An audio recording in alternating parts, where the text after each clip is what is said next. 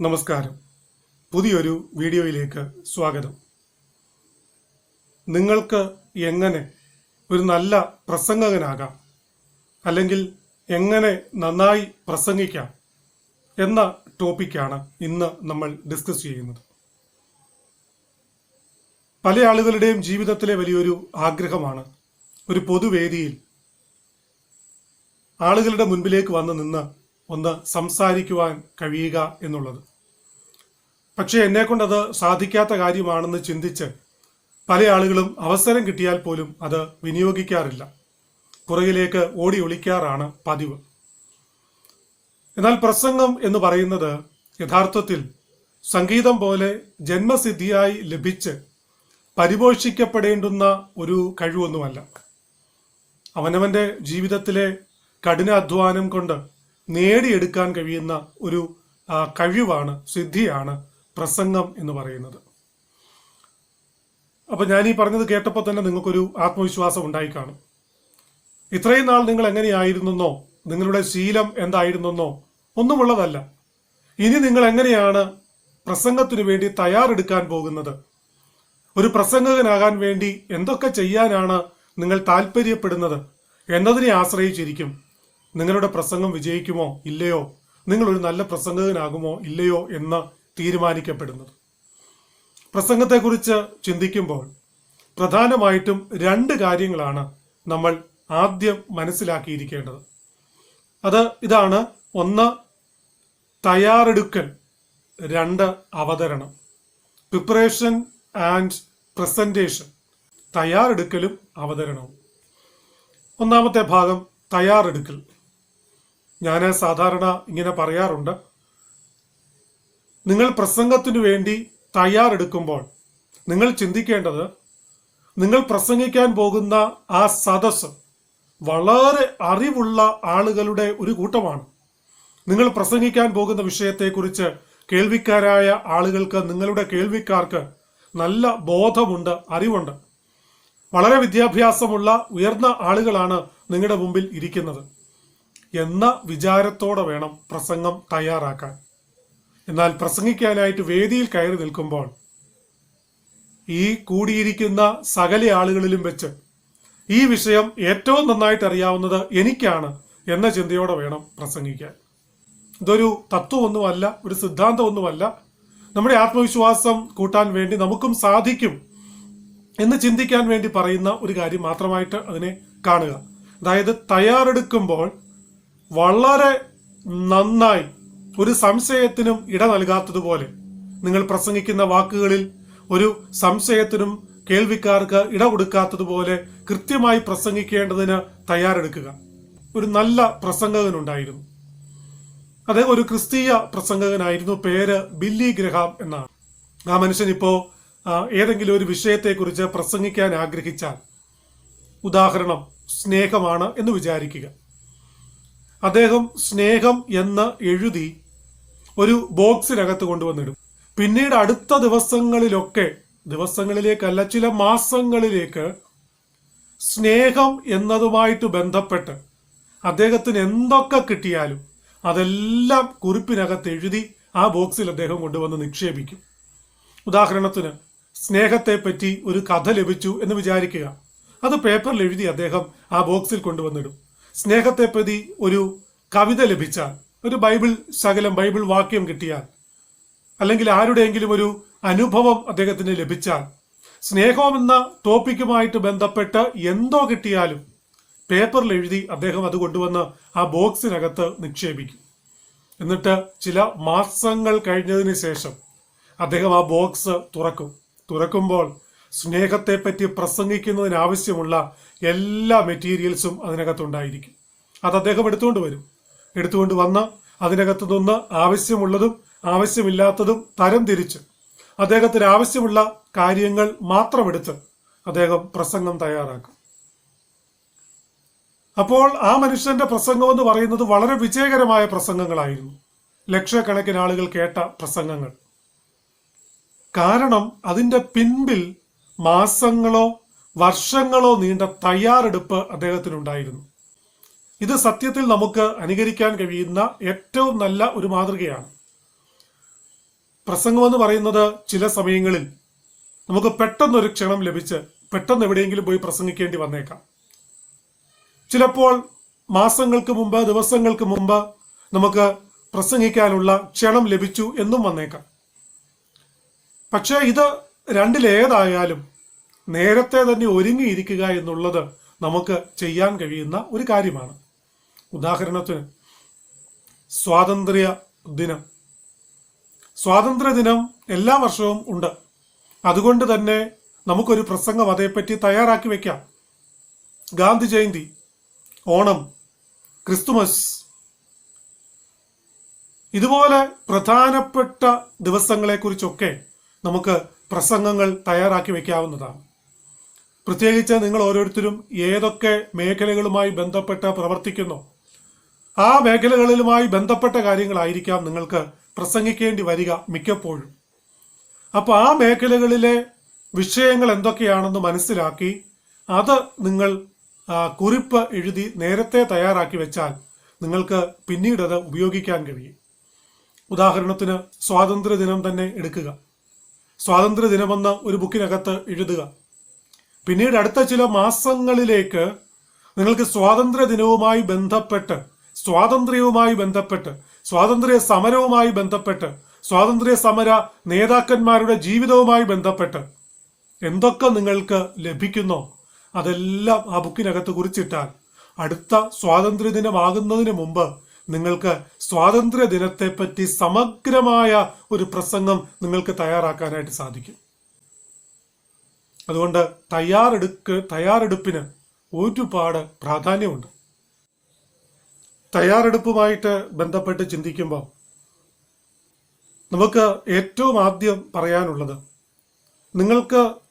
നിങ്ങൾ ബന്ധപ്പെട്ട് പ്രവർത്തിക്കുന്ന മേഖലയുമായി ബന്ധപ്പെട്ട് എന്തൊക്കെ വിഷയങ്ങളാണ് സാധാരണ ആളുകൾ പ്രസംഗിക്കുന്നത് എന്ന് മനസ്സിലാക്കുക. എന്നിട്ട് നിങ്ങളുടെ മേഖലയിലെ ആ ടോപ്പിക്കുകൾ നിങ്ങളൊരു നോട്ട്ബുക്കിനകത്ത് എഴുതി വെച്ച് നിങ്ങൾക്ക് ആ ടോപ്പിക്കുകളിൽ നിന്ന് എന്തൊക്കെ കിട്ടുന്നോ, ചിലപ്പോൾ ആളുകളോട് സംസാരിക്കുമ്പോഴായിരിക്കാം, ബുക്കുകൾ വായിക്കുമ്പോഴായിരിക്കാം, ടെലിവിഷനിൽ ഒരു വാർത്ത കണ്ടുകൊണ്ടിരിക്കുമ്പോഴായിരിക്കാം, യൂട്യൂബിൽ ഒരു വീഡിയോ കണ്ടുകൊണ്ടിരിക്കുമ്പോഴായിരിക്കാം, എപ്പോഴൊക്കെ നിങ്ങൾക്ക് അതുമായി ബന്ധപ്പെട്ട എന്തെങ്കിലുമൊക്കെ കിട്ടുന്നോ അത് നിങ്ങൾ ആ ബുക്കിനകത്ത് കുറിച്ചു വെക്കുക. അതാണ് ഒന്നാമത്തെ കാര്യം, ഒരു നോട്ട് കുറിച്ചു വെക്കുന്ന ശീലം ഉണ്ടാക്കിയെടുക്കുക. രണ്ടാമത്തെ കാര്യം, നിങ്ങളെ പ്രസംഗത്തിന് ക്ഷണിക്കുന്ന ആളുകളോട് നിങ്ങളുടെ മുമ്പിൽ വരാൻ പോകുന്ന ഓഡിയൻസ് എങ്ങനെയുള്ളവരായിരിക്കുമെന്ന് ചോദിച്ച് മനസ്സിലാക്കുക. അവർ വിദ്യാഭ്യാസമുള്ളവരാണോ, ഏത് സമൂഹത്തിന്റെ ഏത് തട്ടിൽ നിൽക്കുന്നവരാണ്, വിദ്യാഭ്യാസത്തിന്റെ കാര്യത്തിൽ, സാമ്പത്തികമായ കാര്യത്തിൽ, രാഷ്ട്രീയ നിലപാടുകളുടെ കാര്യത്തിൽ ഒക്കെ അവര് ഏത് തലത്തിൽ നിൽക്കുന്നവരാണെന്ന് ചോദിച്ചറിയുക. അതിന് ഒത്തിരി പ്രാധാന്യമുണ്ട്. കാരണം നമ്മൾ ഉപയോഗിക്കുന്ന ചില വാക്കുകൾ നമ്മുടെ ഓഡിയൻസിന് മനസ്സിലാകണമെന്ന് നിർബന്ധമില്ല. നമ്മുടെ നാട്ടിൽ പറയുന്ന ചില വാക്കുകൾ നമ്മുടെ മുൻപിൽ വരുന്ന ഓഡിയൻസിന്റെ നാട്ടിൽ ഒരുപക്ഷെ മോശം വാക്കുകളായേക്കാം.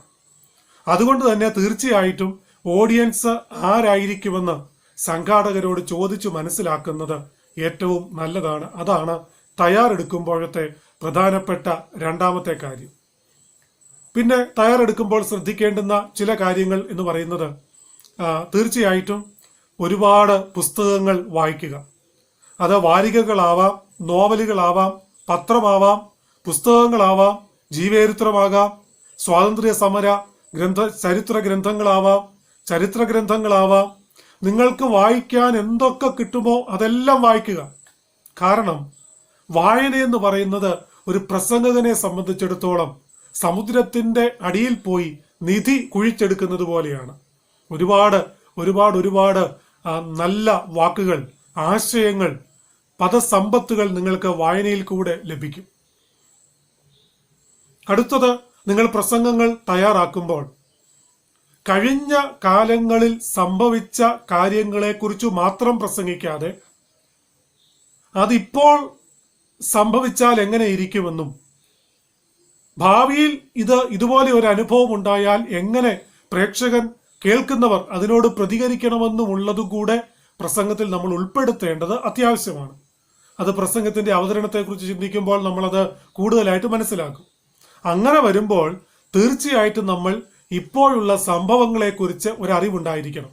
പത്രങ്ങൾ വായിക്കുകയും വാർത്തകൾ ദൃശ്യമാധ്യമങ്ങളിലൂടെ കാണുകയും അതുപോലെ ഇപ്പോൾ എന്തൊക്കെ ലോകത്ത് നടന്നുകൊണ്ടിരിക്കുന്നോ നമ്മുടെ വിഷയവുമായി ബന്ധപ്പെട്ട് അവയെല്ലാം നമ്മൾ കേൾക്കുകയും കുറിച്ചു വെക്കുകയും ചെയ്യണം. എങ്കിൽ മാത്രമേ ശ്രോതാക്കളോട് ചേർന്ന് നിൽക്കുന്ന നിലയിൽ, അവരുടെ ജീവിതത്തോട് ചേർന്ന് നിൽക്കുന്ന നിലയിൽ നമ്മുടെ പ്രസംഗത്തെ നമുക്ക് അവതരിപ്പിക്കുവാനായിട്ട് സാധിക്കുകയുള്ളൂ. അപ്പൊ തയ്യാറെടുപ്പ് എന്ന് പറയുന്നത് ഏറ്റവും പ്രധാനപ്പെട്ട ഒന്നാണ് പ്രസംഗത്തിന്റെ കാര്യത്തിൽ. ഇനി തയ്യാറെടുപ്പിന്റെ കാര്യം പറഞ്ഞാൽ, നിങ്ങൾ ആദ്യമായി പ്രസംഗിക്കുന്ന ആളാണെങ്കിൽ, അല്ലെങ്കിൽ പ്രസംഗ കല ഉപയോഗപ്പെടുത്തുന്നതിന്റെ ആദ്യ ദിനങ്ങളിലാണ് നിങ്ങളെങ്കിൽ, തീർച്ചയായിട്ടും നിങ്ങൾ തയ്യാറാക്കിയ പ്രസംഗം പ്രസംഗിച്ച് പരിചയമുള്ള മറ്റൊരാളിനെ കാണിച്ച് ആവശ്യമുള്ള തെറ്റുകൾ തിരുത്തുന്നത് ഏറ്റവും നന്നായിരിക്കും. അത് നിങ്ങൾക്ക് ജീവിതത്തിൽ ഒരുപാട് പ്രയോജനം ചെയ്യും.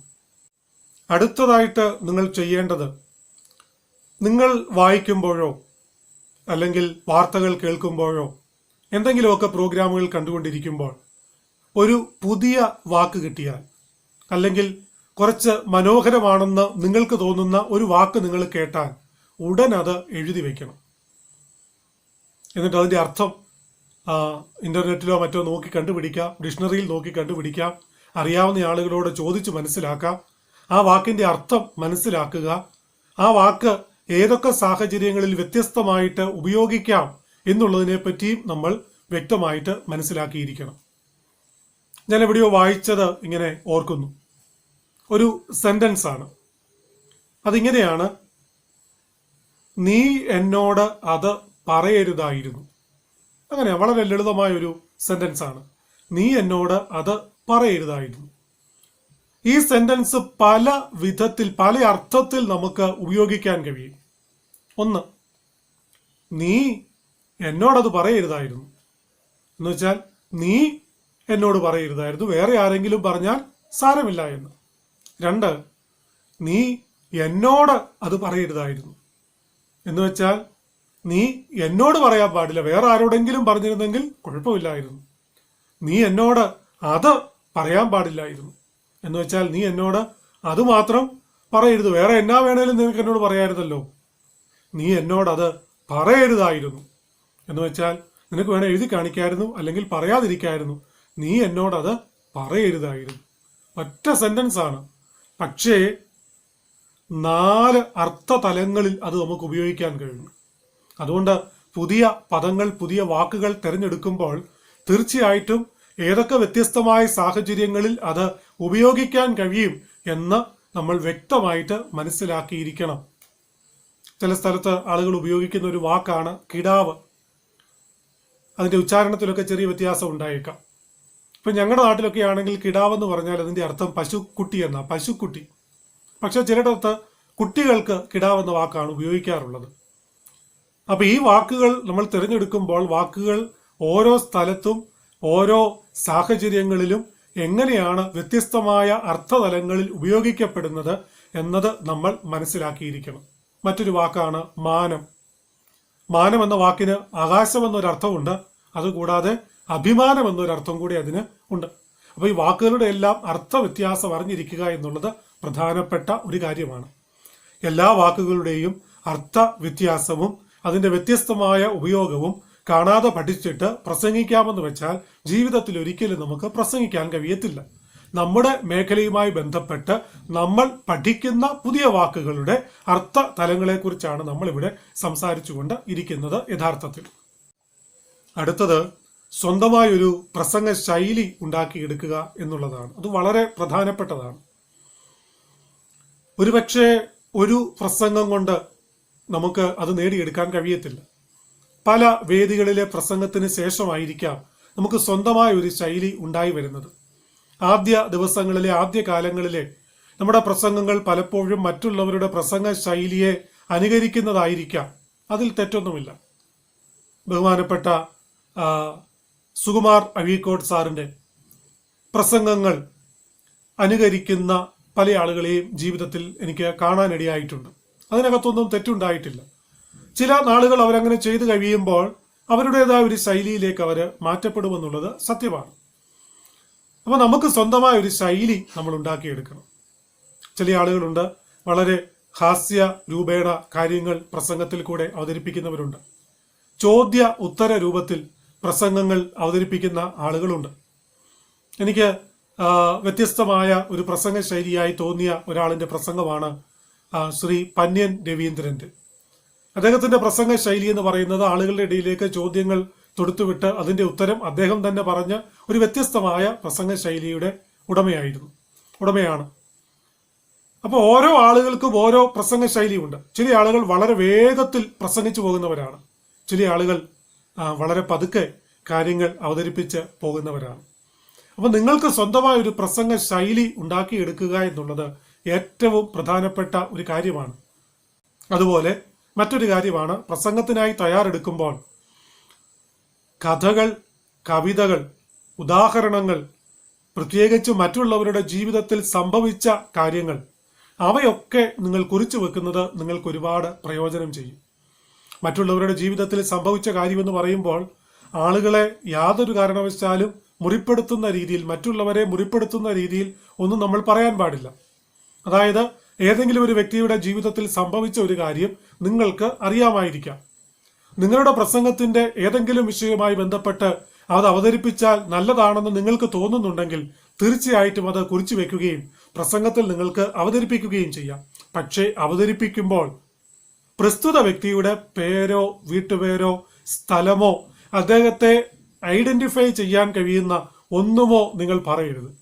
കഴിയുമെങ്കിൽ അദ്ദേഹത്തിന്റെ ജീവിതത്തിൽ സംഭവിച്ച ആ കാര്യങ്ങൾക്കകത്ത് അല്പസ്വല്പ വ്യത്യാസങ്ങൾ വരുത്തി, ഒരുപക്ഷെ കേട്ടാൽ അദ്ദേഹത്തിന് പോലും മനസ്സിലാകാത്ത രീതിയിൽ അവതരിപ്പിക്കുകയാണെങ്കിൽ അത് വളരെ വിജയിക്കാൻ സാധ്യതയുണ്ട്. കാരണം പ്രസംഗത്തെപ്പറ്റി ആളുകൾ പറയുന്നത് പ്രസംഗത്തിനകത്ത് നമ്മൾ ഉപയോഗിക്കുന്ന കഥകൾ, കവിതകൾ, ഉദാഹരണങ്ങൾ ഒക്കെ ഒരു വീടിന്റെ ജനാല പോലെയാണെന്ന, ശുദ്ധവായു അകത്തേക്ക് കയറുന്ന, അശുദ്ധവായു പുറത്തേക്കൊക്കെ പോകുന്ന ഒരു നല്ല ജനല് പോലെയാണ് ഉദാഹരണങ്ങൾ, കഥകൾ, കവിതകൾ പ്രസംഗത്തിൽ ഉപയോഗിക്കുന്നത്. ഈ തയ്യാറെടുപ്പ് എന്നുള്ളത് ഇത്രയും കാര്യങ്ങൾ പറഞ്ഞു കഴിഞ്ഞപ്പോൾ ഇതൊരല്പം ബുദ്ധിമുട്ടുള്ള കാര്യമാണെന്ന് നിങ്ങൾക്ക് തോന്നിയേക്കാം. എന്നാൽ ഇത്രയും നേരം പറഞ്ഞ കാര്യം ഒരൊറ്റ സെന്റൻസിൽ ഞാനൊന്ന് ചുരുക്കി പറഞ്ഞാൽ നിങ്ങൾക്കത് ലളിതമായി തോന്നും. എന്താണെന്ന് ചോദിച്ചാൽ, ഒരു നല്ല പ്രസംഗകന് ഉണ്ടായിരിക്കേണ്ടുന്ന ഏറ്റവും നല്ല ഗുണം എന്താണെന്ന് ചോദിച്ചാൽ തീർച്ചയായിട്ടും എപ്പോഴും അദ്ദേഹത്തിന്റെ കയ്യിൽ ഒരു നോട്ട്ബുക്കും പേനയും ഉണ്ടായിരിക്കുക എന്നുള്ളതാണ്. നിങ്ങളുടെ വിഷയവുമായി ബന്ധപ്പെട്ട് നിങ്ങൾക്ക് എന്തൊക്കെ കിട്ടുന്നോ അതൊക്കെ അതിനകത്ത് കുറിച്ചു വെക്കുക. നാണക്കേടൊന്നും വിചാരിക്കേണ്ട.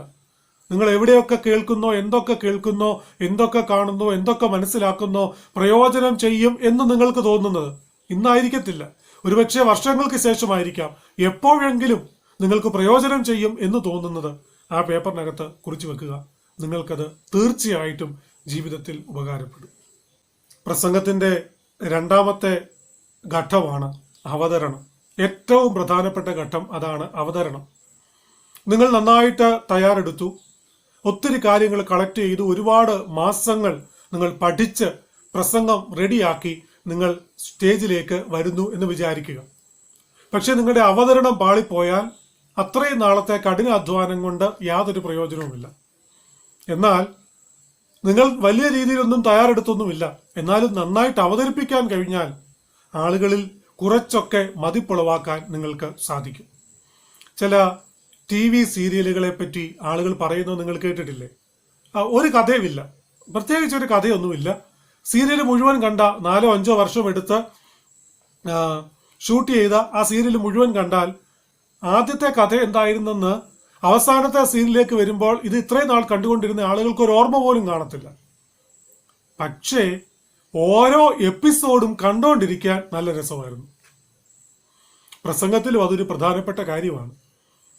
ഏറ്റവും നന്നായിട്ട് അവതരിപ്പിക്കാൻ കഴിയുക, ആളുകളെ, കേൾവിക്കാരെ പിടിച്ചിരുത്തി അവതരിപ്പിക്കാൻ കഴിയുക എന്നതാണ് ഏറ്റവും പ്രധാനപ്പെട്ട കാര്യം. ഇനി എങ്ങനെ പ്രസംഗിക്കാം? അവതരണം, പ്രസന്റേഷൻ. ഞാൻ ആദ്യം പറഞ്ഞതുപോലെ നിങ്ങൾ നന്നായി തയ്യാറെടുത്തിട്ട് വന്നിരിക്കുകയാണ്. നിങ്ങളുടെ പേര് പ്രസംഗത്തിന് വിളിച്ചു കഴിയുമ്പോൾ വളരെ ആത്മവിശ്വാസത്തോടെ മുഖത്ത് ഒരു പുഞ്ചിരി ഫിറ്റ് ചെയ്തിട്ട് നേരെ പ്രസംഗപീഠത്തിനടുത്തേക്ക് ചെല്ലുക. നേരെ അവിടെ ചെന്ന് നിൽക്കുക. മുമ്പിലിരിക്കുന്ന ഓഡിയൻസിനെ ഒരു സെക്കൻഡ് ഒന്ന് നോക്കുക. പുഞ്ചിരിയോടെ നിങ്ങളുടെ വാക്കുകൾ നിങ്ങൾക്ക് പറഞ്ഞ് ആരംഭിക്കാം. പ്രസംഗിച്ചു തുടങ്ങുമ്പോൾ ഏറ്റവും നമ്മൾ ആദ്യം ശ്രദ്ധിക്കേണ്ടത് പ്രസംഗത്തിന്റെ ആദ്യ വാക്കുകൾക്ക് മനുഷ്യന്റെ ശ്രദ്ധയെ പിടിച്ചിരുത്താനുള്ള കഴിവ് ഉണ്ടായിരിക്കണം. ഒരു പ്രസംഗത്തെ യഥാർത്ഥത്തിൽ നമുക്ക് മൂന്നായിട്ട് തരംതിരിക്കാം. ഒന്ന് ആമുഖം, രണ്ട് വിഷയ അവതരണം, മൂന്ന് ഉപസംഹാരം, introduction, body of the message and conclusion. ഈ ആമുഖം എന്ന് പറയുന്നത് നമ്മൾ അവതരിപ്പിക്കാൻ പോകുന്ന വിഷയത്തിലേക്ക് ആളുകളെ നമുക്ക് പിടിച്ചുകൊണ്ടു പോകാൻ, അവരുടെ ശ്രദ്ധ പിടിച്ചുകൊണ്ടു പോകാനുള്ള അവസരമാണ് ഇൻട്രഡക്ഷനിൽ ആമുഖ ഭാഗത്ത് നമുക്ക് ലഭിക്കുന്നത്. അതുകൊണ്ട് അത് വളരെ അട്രാക്റ്റീവ് ആയിരിക്കണം, ആകർഷണീയത ഉള്ളതായിരിക്കണം. നമുക്കറിയാം സ്വാമി വിവേകാനന്ദന്റെ ഷിക്കാഗോയിലെ പ്രസംഗം. ആ ലോക മതസമ്മേളനത്തിൽ പ്രസംഗിക്കാൻ വന്ന ആളുകളെല്ലാം ലേഡീസ് ആൻഡ് ജെന്റിൽമാൻ എന്ന് പറഞ്ഞുകൊണ്ട് അവരുടെ പ്രസംഗം ആരംഭിച്ചപ്പോൾ ഭാരതത്തിൽ നിന്ന് പോയ ആ സന്യാസി അദ്ദേഹം എഴുന്നേറ്റ് പ്രസംഗിച്ചത് അമേരിക്കയിലെ എൻ്റെ സഹോദരീ സഹോദരന്മാരെ എന്ന് പറഞ്ഞുകൊണ്ടായിരുന്നു. ആ വാക്കുകൾക്ക് ശേഷം നിലയ്ക്കാത്ത കയ്യടിയായിരുന്നു അവിടെ അദ്ദേഹത്തിന് ലഭിച്ചത് എന്നാണ് പറയുന്നത്. കാരണം ആ വാക്കുകൾ, വ്യത്യസ്തമായ ആ വാക്കുകൾ തന്റെ ഓഡിയൻസിനെ തന്റെ ഹൃദയത്തോട് ചേർത്ത് നിർത്തുന്ന തരത്തിലുള്ള ആ വാക്കുകൾ അത്രയും ആളുകളുടെ ശ്രദ്ധ ആകർഷിച്ചു എന്ന് വേണം കരുതുവാൻ. അതുകൊണ്ട് സ്റ്റേജിൽ എത്തിക്കഴിഞ്ഞാൽ, പ്രസംഗപീഠത്തിനരികിൽ എത്തിക്കഴിഞ്ഞാൽ ഉപയോഗിക്കുന്ന ആദ്യത്തെ വാക്കുകൾ തീർച്ചയായിട്ടും മറ്റുള്ളവരെ മുറിപ്പെടുത്തുന്നതാകാതെ അവരെ സന്തോഷിപ്പിക്കുന്നതും നമ്മിലേക്ക് വലിച്ചടിപ്പിക്കുന്നതും ആയിരിക്കണം എന്നുള്ളത് വളരെ ശ്രദ്ധിക്കേണ്ട കാര്യമാണ്. അപ്പോൾ വളരെ പുഞ്ചിരിയോടെ ഓഡിയൻസിനെ നേരിടുക. പിന്നെ പ്രസംഗിച്ചു കൊണ്ടിരിക്കുമ്പോൾ ഒരു കാരണവശാലും മുമ്പിൽ കാണുന്ന ജനലിലേക്കോ കതകിലേക്കോ കുനിഞ്ഞു നോക്കിയോ മുകളിലേക്ക് നോക്കിയോ പ്രസംഗിക്കരുത്. പല ആളുകളും അങ്ങനെയാണ്. ചില ആളുകൾ അവിടെ കാണുന്ന ജനലിലോട്ട് നോക്കി പ്രസംഗിക്കും. ചില ആളുകൾ തല ഇങ്ങനെ ഉയർത്തി വെച്ച് മുകളിലുള്ള മച്ചിൽ കറങ്ങുന്ന ഫാനിലേക്ക് നോക്കിയാണ് പ്രസംഗിക്കുന്നത്. കുറച്ചാളുകൾ താഴോട്ട് കുനിഞ്ഞു നോക്കി പ്രസംഗപീഠത്തിൽ എന്തെങ്കിലും ഉണ്ടെങ്കിൽ അതിൽ കൈ തൊട്ടുകൊണ്ട് ഒക്കെയാണ് പ്രസംഗിക്കാറുള്ളത്. ചില ആളുകൾ അങ്ങോട്ടും ഇങ്ങോട്ടും ഒക്കെ അലസമായി നോക്കി ഭിത്തിയിൽ നോക്കിയാണ് പ്രസംഗിക്കാറുള്ളത്. പക്ഷെ മനസ്സിലാക്കണം, പ്രസംഗത്തിലെ ഏറ്റവും ജനത്തെ ആകർഷിക്കാൻ കഴിയുന്ന ഏറ്റവും പ്രധാനപ്പെട്ട ഒരു കാര്യമാണ് ഐ കോണ്ടാക്ട്. നമ്മൾ ആരോടാണോ പ്രസംഗിക്കുന്നത് അവരുടെ കണ്ണിലേക്ക് നോക്കി പ്രസംഗിക്കുക. നമ്മൾ ഒരാളിനോട് സംസാരിച്ചു കൊണ്ടിരിക്കുമ്പോൾ നമ്മുടെ മുഖത്ത് നോക്കാതെ ജനലിലോ കതകയിലോട്ടോ മാത്രം നോക്കിക്കൊണ്ട് ഒരാൾ പ്രസംഗിച്ചാൽ നമ്മൾ എത്രത്തോളം അത് ശ്രദ്ധിക്കുമെന്നുള്ളത് നമുക്ക് തന്നെ അറിയാം.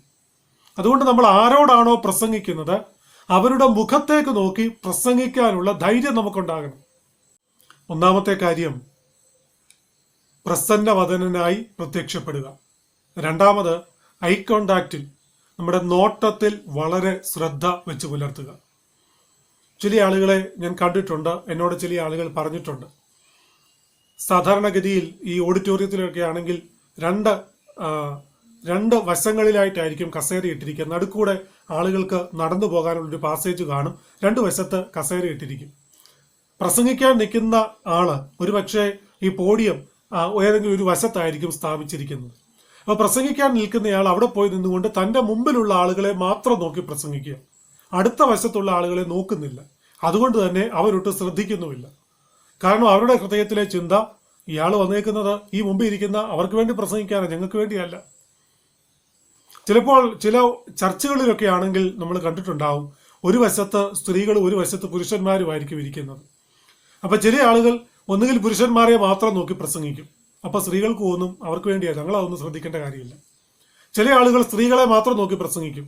അപ്പൊ പുരുഷന്മാർക്ക് തോന്നും അവരെ നോക്കി പ്രസംഗിക്കുന്നു, അവര് കേട്ടോട്ടെ, ഞങ്ങൾക്കെന്താ. അപ്പൊ നമ്മൾ നോക്കുമ്പോൾ നമ്മുടെ കണ്ണുകൾ ഓഡിറ്റോറിയത്തിന്റെ അല്ലെങ്കിൽ ആ ഹോളിന്റെ ഒരറ്റം മുതൽ മറ്റേ അറ്റം വരെ ആളുകളുടെ മുഖത്തേക്ക് നോക്കി ശ്രദ്ധിച്ചു കൊണ്ടിരിക്കണം. തീർച്ചയായിട്ടും അവർ ആ സമയത്ത് അതിൻ്റെ ഏറ്റവും വലിയൊരു ഗുണം നിങ്ങളുടെ കണ്ണുകൾ കൊണ്ട് നിങ്ങൾ കാര്യം അവതരിപ്പിക്കുന്നു എന്നുള്ളത് മാത്രമല്ല, കേൾക്കുന്നവർക്ക് തോന്നും നിങ്ങൾ അവർക്ക് വേണ്ടിയാണ് പ്രസംഗിക്കുന്നത്. പ്രസംഗകൻ എന്നെ കൂടെ ശ്രദ്ധിക്കുന്നുണ്ട് എന്നവർക്കൊരു തോന്നലുണ്ടാകും. അവിടെ ഒരു ബന്ധം ഉണ്ടാകും. നമ്മളറിയാത്ത, നമുക്ക് കാണാൻ കഴിയാത്ത ഒരു റാപ്പോ, ഒരു ബന്ധം അവിടെ സൃഷ്ടിക്കപ്പെടും. നമ്മൾ പറയുന്നത് കേൾക്കാനുള്ള ഒരു താല്പര്യം അവർക്ക് അറിയാതെ ശ്രോതാക്കൾക്ക് ഉണ്ടാകും. അടുത്ത ഒരു കാര്യമാണ് ഉപയോഗിക്കുന്ന പ്രസംഗ ശൈലിയുടെ, വാക്കുകളുടെ വേഗത. ചില ആളുകൾ വളരെ സ്പീഡിൽ പ്രസംഗിച്ചു പോകും, കേട്ടിരിക്കുന്നവർക്കൊന്നും മനസ്സിലാകത്തില്ല. ചില ആളുകൾ വളരെ എഴഞ്ഞ്, കൊച്ചഴിയുന്നത് പോലെ എഴഞ്ഞ് എഴഞ്ഞ് എഴഞ്ഞു പോയിക്കൊണ്ടിരിക്കും. അത് ആളുകളെ വല്ലാതെ ബോറടിപ്പിക്കും. അപ്പൊ ഈ ഒരു പേസ്, ഈ ഒരു വേഗതയിൽ നമ്മൾ ഒത്തിരി ശ്രദ്ധിക്കണം. സങ്കടപ്പെടുത്തുന്ന ഒരു കാര്യം ആണ് നമ്മൾ പറയുന്നതെങ്കിൽ, ഒരു സങ്കടകരമായ അനുഭവമാണ് നമ്മൾ ഷെയർ ചെയ്യുന്നതെങ്കിൽ, വളരെ വേഗത്തിൽ കിടാന്ന് പറഞ്ഞു പോയാൽ ആരും കേൾക്കത്തില്ല. നമ്മൾ വളരെ സ്ലോയിൽ അത് പറയേണ്ടി വരും. പക്ഷെ സന്തോഷത്തോടെ നിറഞ്ഞു കവിയുന്ന ഹൃദയത്തോടെ പറയാൻ ആഗ്രഹിക്കുന്ന കാര്യമാണെങ്കിൽ അത് വളരെ പതുക്കെ ഒച്ച വീഴുന്ന വേഗത്തിൽ പറഞ്ഞുകൊണ്ടിരുന്നാൽ ആരും ശ്രദ്ധിക്കത്തുമില്ല. അപ്പൊ ആ വേഗത നമ്മൾ എപ്പോഴും സൂക്ഷിക്കുക. വേഗത കൂട്ടി പറയേണ്ട കാര്യങ്ങളും വേഗത കുറച്ച് പറയേണ്ട കാര്യങ്ങളും ഉണ്ട്. അത് മനസ്സിലാക്കുക. ഒരേ വേഗത്തിൽ ഒരിക്കലും പോകാൻ പാടില്ല. ഒരേ വേഗത്തിൽ ഒരിക്കലും പോകാൻ പാടില്ല. ഇടയ്ക്ക് വേഗത കൂടുകയും ഇടയ്ക്ക് വേഗത കുറയുകയും ഒക്കെ ചെയ്യണം. അടുത്തൊരു കാര്യമാണ് ഈ വോയിസ് മോഡുലേഷൻ എന്ന് പറയും. അതായത് ശബ്ദത്തിന്റെ ഈ ഉയർച്ച താഴ്ച. ഞാനൊരു പ്രധാനപ്പെട്ട കാര്യം പറയുകയാണ്. വളരെ താഴ്ത്ത ശബ്ദത്തിൽ ഞാനത് പറഞ്ഞാൽ ചിലപ്പോൾ എല്ലാവർക്കും കേൾക്കണമെന്ന് നിർബന്ധമില്ല. പക്ഷേ താഴ്ന്ന ശബ്ദത്തിൽ നമ്മൾ കാര്യങ്ങൾ പറയുമ്പോൾ ഒരു ഗുണമുണ്ട്. എന്താണെന്ന് ചോദിച്ചാൽ ആളുകളത് കുറച്ചുകൂടെ ആളുകളത് ശ്രദ്ധിക്കും. നല്ല ഉച്ചത്തിൽ പ്രസംഗിച്ച് വന്നിരുന്ന ഒരാൾ അല്പം ഒന്ന് ശബ്ദം കുറച്ച് ചില കാര്യങ്ങൾ പറഞ്ഞാൽ ആളുകൾ കുറച്ചുകൂടെ കൂർമ്മതയോടെ അത് ശ്രദ്ധിക്കും. അതിന്റെ അർത്ഥം പ്രസംഗം ആദ്യം മുതൽ അവസാനം വരെ ശബ്ദം താഴ്ത്തി പറയാമെന്നല്ല. ആരും അത് കേൾക്കത്തില്ല. അപ്പൊ ശബ്ദം ഉയർത്തി പറയേണ്ടത് ഉയർത്തി പറയുകയും താഴ്ത്തി പറയേണ്ടത് താഴ്ത്തി പറയുകയും ചെയ്യണം. അതായത് ഒരൊറ്റ ഇതിൽ തന്നെ ആ ശബ്ദം ഇങ്ങനെ പൊക്കോണ്ടിരുന്നാൽ തീർച്ചയായിട്ടും ആളുകൾക്ക് ബോറടിക്കും. ശബ്ദം ഉയർത്തുകയും താഴ്ത്തുകയും ഒക്കെ ചെയ്തുകൊണ്ടിരിക്കണം. ഒരൊറ്റ ലെവലിൽ അത് പോകരുത്. അത് ഉയർന്നും താണും ഒക്കെ പോയിക്കൊണ്ടിരിക്കണം. അപ്പോൾ അത് വളരെ ആകർഷകമായി ഒരു വെള്ളം ഇങ്ങനെ പാറയിൽ തട്ടി ഇങ്ങനെ നന്നായി പതുക്കെ ഒഴുകിക്കൊണ്ടിരിക്കുന്ന നീർച്ചാല് പോലെ കണ്ണുകൾക്ക് അത് ഇമ്പമായിരിക്കുന്നത് പോലെ കേൾക്കുന്നവന്റെ കാതുകൾക്കും അത് ഇമ്പമായിരിക്കും തീർച്ചയാണ്. അപ്പൊ ശബ്ദത്തിന്റെ ഉയർച്ച താഴ്ച വളരെ ശ്രദ്ധിക്കുക. ആ വോയിസ് മോഡുലേഷൻ വളരെ ശ്രദ്ധിക്കുക. ഞാനിപ്പോൾ ഇത്രയും നേരം സംസാരിച്ചു കൊണ്ടിരിക്കുകയായിരുന്നു. അതൊന്നുകൂടെ വേണമെങ്കിൽ നിങ്ങളൊന്ന് കേട്ടു നോക്കുക. ആദ്യം മുതൽ അവസാനം വരെ ഒരേ ശബ്ദത്തിലല്ല ഞാനിപ്പോൾ സംസാരിച്ചു കൊണ്ടിരുന്നത്. ഒരു സെന്റൻസിൽ തന്നെ ചില വാക്കുകൾ ഉയർത്തി പറയുകയും ചില വാക്കുകൾ താഴ്ത്തി പറയുകയും ഒക്കെ ചെയ്തിട്ടുണ്ട്. എങ്കിൽ മാത്രമേ കേൾക്കുന്നയാളിന് അതുകൊണ്ട് ഒരു കേൾക്കാനുള്ള ഒരു സുഖം അദ്ദേഹത്തിന് ലഭിക്കത്തുള്ളൂ. അപ്പോൾ ആ വോയിസ് മോഡുലേഷൻ വളരെ നന്നായിട്ട് ശ്രദ്ധിക്കുക. മറ്റൊരു കാര്യമാണ് നമ്മുടെ വസ്ത്രധാരണം. ഏറ്റവും നന്നായി നമ്മൾ പ്രത്യക്ഷപ്പെടുക എന്ന് പറയുന്നതിലെ ഏറ്റവും പ്രധാനപ്പെട്ട കാര്യമാണ് നമ്മുടെ വസ്ത്രധാരണം. വില കൂടിയ വസ്ത്രം വേണമെന്ന് ഒരു നിർബന്ധവുമില്ല. പക്ഷെ ഉള്ളത് നല്ല വൃത്തിയായി നമ്മൾ പ്രസംഗിക്കാൻ പോകുന്ന സമൂഹത്തിന് യോജിക്കുന്ന രീതിയിലുള്ള വസ്ത്രം ധരിച്ച് നമ്മളവിടെ പ്രത്യക്ഷപ്പെടുക. ആ വസ്ത്രം വൃത്തിയുള്ളതും മാന്യതയുള്ളതും ആയിരിക്കണം. ഉദാഹരണത്തിന് നിങ്ങളൊരു പാർട്ടിക്ക് പോവുക, പാർട്ടി യോഗത്തിനല്ല, ഒരു നൈറ്റ് പാർട്ടിക്കോ മറ്റോ പോകുന്നു. അപ്പോൾ നിങ്ങൾ ഇടുന്ന വസ്ത്രവും ധരിച്ചുകൊണ്ടല്ല നിങ്ങൾ ഒരിക്കലും ഒരു അമ്പലത്തിലോ പള്ളിയിലോ പോകുന്നത്. അത് നമുക്കറിയാവുന്ന കാര്യമാണല്ലോ. അതുപോലെ ഓരോ സന്ദർഭത്തിനും അനുയോജ്യമായ വസ്ത്രധാരണ രീതിയുണ്ട്. അത് ആ രീതിയിൽ വസ്ത്രം ധരിച്ച് മാന്യമായിട്ട് പോവുക. പ്രസംഗ അവതരണത്തിലെ മറ്റൊരു പ്രധാനപ്പെട്ട കാര്യമാണ് ഫേഷ്യൽ എക്സ്പ്രഷൻ, നമ്മുടെ മുഖഭാവം. വളരെ ദുഃഖകരമായ ഒരു കാര്യം ഞാൻ നിങ്ങളോട് പറയുമ്പോൾ ഞാൻ വളരെ ചിരിച്ച് ഉല്ലസിച്ച് തമാശ രൂപത്തിലല്ല പറയേണ്ടത്. ആ ദുഃഖഭാവം എൻ്റെ മുഖത്തുണ്ടാകണം. അപ്പോഴേ എനിക്ക് ആ സന്ദേശം നിങ്ങളുടെ ഹൃദയത്തിലേക്ക് പകർന്നു തരാനായിട്ട് കഴിയത്തുള്ളൂ. എൻ്റെ ആ മുഖഭാവം തീർച്ചയായിട്ടും ശ്രോതാക്കളുടെ മുഖത്തേക്കും പടർന്നിരിക്കാൻ സാധ്യതയുണ്ട്. വളരെ സന്തോഷിപ്പിക്കുന്ന ഒരു കാര്യം, വളരെ സന്തോഷം നൽകുന്ന ഒരു രസകരമായ കാര്യം ദുഃഖിച്ച മുഖഭാവത്തോടെ ഞാൻ പറഞ്ഞുകൊണ്ടിരുന്നാൽ ആർക്കും അതിനകത്ത് ഒരു രസവും തോന്നത്തില്ല. ചില ആളുകൾ പ്രസംഗിക്കുന്നത് നമ്മൾ കേട്ടിട്ടുണ്ട്, കണ്ടിട്ടുണ്ട്. വരിഞ്ഞു മുറുകിയ മുഖത്തോടെ, ഭയങ്കര ദേഷ്യഭാവത്തോടെ, എന്തോ കടമ ചെയ്തു തീർക്കാൻ ഇങ്ങോട്ട് വന്നതുപോലെ ഇരിക്കുന്ന ആരെയും പുള്ളിക്ക് ഇഷ്ടപ്പെടാത്ത പോലെ വന്ന് പ്രസംഗിക്കുന്നവരെ നമ്മൾ കണ്ടിട്ടുണ്ട്. അവരുടെ പ്രസംഗം കേൾക്കാൻ നമുക്ക് ഒരു താല്പര്യവും തോന്നത്തില്ല. എത്രയൊക്കെ നല്ല കാര്യം പറഞ്ഞാലും അവരുടെ ആ മുഖത്തേക്ക് നോക്കി കഴിയുമ്പം നമുക്ക് നമ്മുടെ ഉള്ള താല്പര്യം അങ്ങ് പോകും. ചില ക്ലാസ്സുകളിൽ പഠിപ്പിക്കുന്ന അധ്യാപകരെ കണ്ടിട്ടില്ലേ? വേറെ നിവൃത്തിയില്ലാത്തത് കൊണ്ട് നമ്മളങ്ങ് എഴുതി കൊടുക്കുക, ഒട്ടും ഇഷ്ടമുണ്ടായിട്ടല്ല. ദേഷ്യപ്പെട്ട വരിഞ്ഞു മുറുകിയുള്ള മുഖം കണ്ടാൽ നമുക്ക് പഠിക്കാനേ തോന്നത്തില്ല. ഒരു പ്രസംഗകൻ ഒരിക്കലും അങ്ങനല്ല. വളരെ പ്രസന്നവദനായി വന്ന മുഖഭാവത്തിൽ കൂടെ പ്രസംഗം അദ്ദേഹത്തിന് കൺവേ ചെയ്യാൻ, മറ്റുള്ളവരിലേക്ക് വിനിമയം ചെയ്യാൻ അദ്ദേഹത്തിന് സാധിക്കണം. അദ്ദേഹത്തിന്റെ മുഖഭാവം തന്നെ പ്രസംഗത്തിന്റെ ഒരു ഭാഗം അവതരിപ്പിക്കുകയാണ് യഥാർത്ഥത്തിൽ. സന്തോഷവും ദുഃഖവും ഒക്കെ ആ മുഖത്ത് മാറി മാറി അവതരിപ്പിക്കുന്ന വിഷയത്തിനനുസരിച്ച് മാറി മാറി വന്നുകൊണ്ടിരിക്കണം. ഇനി പ്രസംഗ അവതരണത്തിലെ മറ്റൊരു പ്രധാനപ്പെട്ട കാര്യമാണ് നമ്മുടെ ജസ്റ്റേഴ്സ്, നമ്മുടെ ആംഗ്യങ്ങൾ. സത്യത്തിൽ പ്രസംഗത്തിന്റെ ഒരു നല്ല ശതമാനം നമുക്ക് ആംഗ്യങ്ങളിൽ കൂടെ അവതരിപ്പിക്കാൻ കഴിയും. ആംഗ്യങ്ങൾ പ്രകടിപ്പിക്കുമ്പോൾ ശ്രദ്ധിക്കേണ്ട ഏറ്റവും പ്രധാനപ്പെട്ട കാര്യം, സന്ദർഭത്തിന് അനുയോജ്യമായ ആംഗ്യങ്ങൾ നമ്മൾ കാണിക്കണം. 2, എപ്പോഴും ആംഗ്യങ്ങൾ കാണിച്ചുകൊണ്ടിരിക്കുകയും അരുത്. എപ്പോഴും നമ്മളിങ്ങനെ കൈയെടുത്ത് ഇങ്ങനെ കാണിച്ചുകൊണ്ടിരുന്ന് പ്രസംഗിച്ചാൽ ആരും ആ പ്രസംഗം ശ്രദ്ധിക്കണമെന്നില്ല. ആളുകളുടെ ശ്രദ്ധ ഈ കയ്യിലേക്ക് പോകും, ഇവൻ എന്തായി കാണിക്കുന്നതെന്ന് ആൾക്കാർക്ക് തോന്നും. എന്നാൽ ഇങ്ങനെ പ്രസംഗം എടുത്ത് കെട്ടിപ്പിടിച്ചുകൊണ്ട് നിന്ന് ഇങ്ങനെ അങ്ങ് പ്രസംഗിച്ചുകൊണ്ട് നിന്നാൽ അപ്പോഴും ആളുകൾക്കൊരു അരോചകമായിട്ട് അത് തോന്നും. എന്നാൽ ആവശ്യമുള്ള സന്ദർഭങ്ങളിൽ നമ്മുടെ കൈകൾ നമ്മൾ ഉപയോഗിക്കണം. ഉദാഹരണത്തിന് പ്രത്യേകിച്ച് ഈ നമ്പറുകളൊക്കെ പറയുമ്പോൾ, ഉദാഹരണത്തിന് 2 പുരുഷന്മാർ 5 സ്ത്രീകൾ, എത്ര കൃത്യമായി നമുക്ക് കാര്യം പറയാൻ കഴിയും. ഈ കേട്ടുകൊണ്ടിരിക്കുന്ന ആളുകൾ നമ്മൾ പറയുന്ന എത്ര ഉച്ചത്തിൽ പറഞ്ഞാലും നമ്മൾ പറയുന്ന എല്ലാ വാക്കും അവർ കേൾക്കണമെന്ന് നിർബന്ധമൊന്നുമില്ല. 5 സ്ത്രീകൾ എന്ന് പറയുമ്പോൾ ചിലപ്പോൾ 5 എന്നുള്ളത് അവർ കേട്ട് കാണത്തില്ല, സ്ത്രീകൾ എന്ന് മാത്രമേ കേട്ട് കാണത്തുള്ളൂ. പക്ഷെ നമ്മൾ ഈ കൈകൊണ്ട് ഇങ്ങനെ കാണിക്കുകയും കൂടെ ചെയ്യുമ്പോൾ അവർക്ക് മനസ്സിലായി 5 എന്നാണ് പ്രസംഗകൻ ഉദ്ദേശിച്ചത്. പിന്നെ ഈ ആക്ഷനുകൾ എപ്പോഴും അനുയോജ്യമായിരിക്കണം. ചില ആളുകൾ പറയുന്നത് കണ്ടിട്ടില്ലേ, ഞാൻ ഒരു വലിയ പാത്രത്തിനകത്ത്, കണ്ടു കഴിഞ്ഞപ്പോഴേ ആൾക്കാർ ചിരിക്കാൻ തുടങ്ങി. വലുതെന്ന് പറയുമ്പോൾ അത് വലുതായിരിക്കണം. ഉയരമുള്ള ഒരു മല, ഒരു കുഞ്ഞു പാത്രം, അല്ലെങ്കിൽ ഒരു കൊച്ചു കുഞ്ഞ് എന്നൊക്കെ പറയുമ്പോൾ ആ ആക്ഷൻ അതിനനുസരിച്ച് അനുയോജ്യമായിരിക്കണം. നമ്മുടെ കൈകൾ ഉപയോഗിക്കുക. പ്രസംഗിക്കുമ്പോൾ ആശയം കുറച്ചുകൂടെ കേൾവിക്കാരിലേക്ക് എത്തുവാൻ നമ്മുടെ കൈകൾ നന്നായിട്ട് ഉപയോഗിക്കുക. പക്ഷെ അത് അവസരോചിതമായി, അവസരത്തിന് അനുയോജ്യമായി, നമ്മൾ പറയുന്ന ആശയത്തിന് അനുയോജ്യമായ നിലയിൽ മാത്രം നമ്മുടെ കൈകൾ കൊണ്ട് ആക്ഷനുകൾ കാണിക്കുക. ഇടതുവശത്തേക്കൊന്ന് നോക്കൂ എന്ന് നമ്മൾ പറയുകയാണെങ്കിൽ ആളുകൾ നോക്കിയേക്കാം കുറച്ചു പേർ. പക്ഷെ നമ്മൾ ഈ കൈ എടുത്തുകൊണ്ട് ഇടതുവശത്തേക്കൊന്ന് നോക്കിക്കേ എന്ന് പറഞ്ഞാൽ കുറച്ചുകൂടെ ആളുകൾ ഇടതുവശത്തേക്ക് നോക്കും. അതാണ് ഈ ജസ്റ്റേഴ്സിന്റെ, ഈ ആംഗ്യത്തിന്റെ വലിയ പ്രാധാന്യം എന്ന് പറയുന്നത്.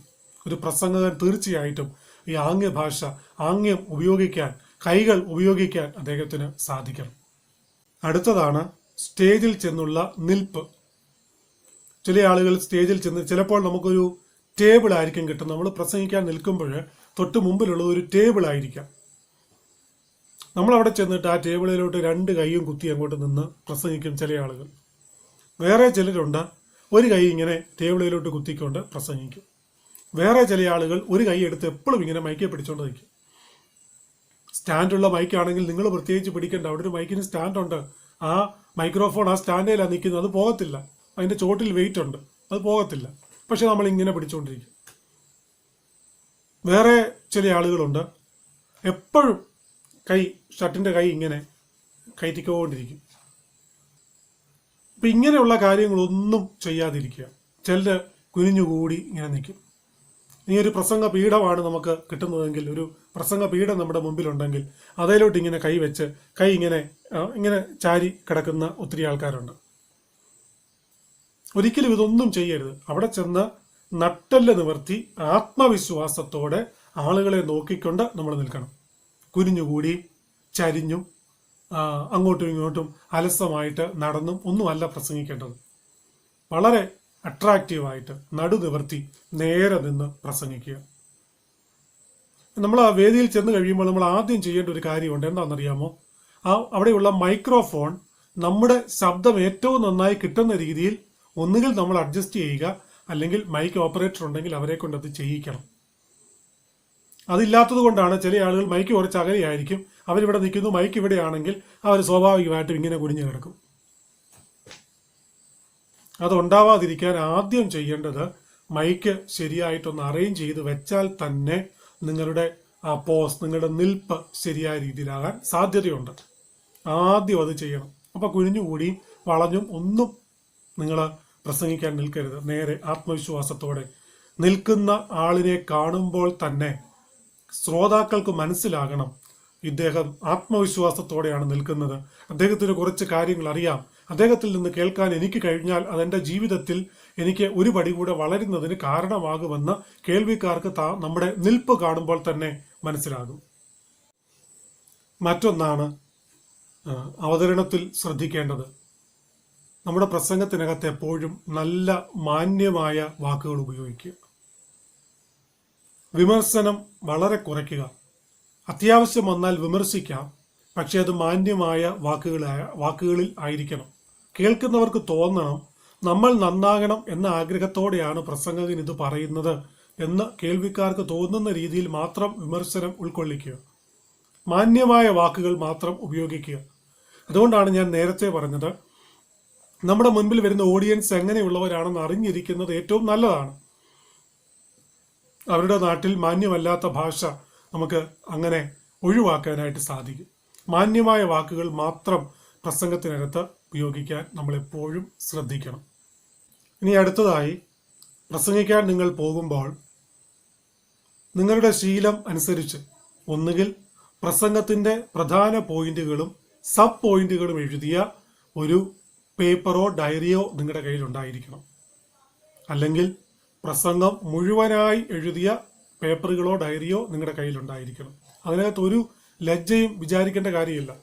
എല്ലാവരും ഭയങ്കര ഓർമ്മശക്തി ഉള്ളവരും എല്ലാ കാര്യങ്ങളും വിട്ടുപോകാതെ പറയാൻ സാധിക്കുന്നവരും ഒന്നുമല്ല.